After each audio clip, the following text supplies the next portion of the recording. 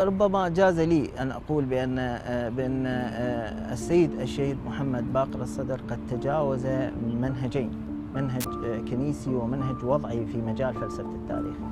فمنهج الشهيد الصدر كان العامل الديني هو المحرك لحركة التاريخ، ولكن هذا لا يعني أن هذا العامل الديني هو يطابق ويشابه ما كان في العصور الوسطى، باعتبار أن العامل الديني كان هو محرك للتاريخ في العصور الوسطى، ولكن كان هنالك ربط مباشر، ربط التاريخ بالسماء مباشرة، يعني بشكل مباشر، وهذا يعني ما ولد ردود فعل لدى العصور الحديثة الأوروبية أو المعاصرة الأوروبية.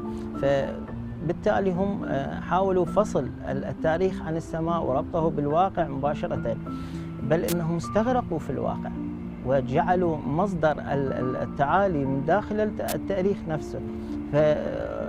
كما يعبر عنه الشهيد الصدر، جعلوا المثل تكراري، وهذا المثل التكراري هو يعني فيه مشكلة كبيرة. ما هي تلك المشكلة؟ نعم، المشكلة بأنك تكون الجهة الفوقية من داخل الواقع التاريخي نفسه، يعني الجهة الفوقية اللي حاكمة لحركة التاريخ. يعني الإنسان مثلا يكون هو الجهة الفوقية التي تسنن أو تقنن القوانين، وهذا إشكال كبير جدا، باعتبار أن كالذي يقفز فوق ظله ويريد أن يسبقه.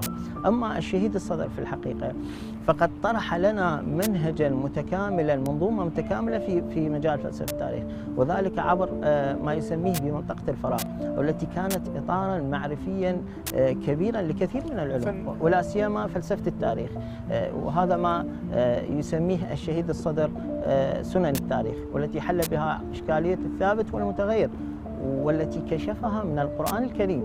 القرآن الكريم حيث كشف هنالك أساليب وخصائص وأشكال وميدان لسنن التاريخ في القرآن الكريم.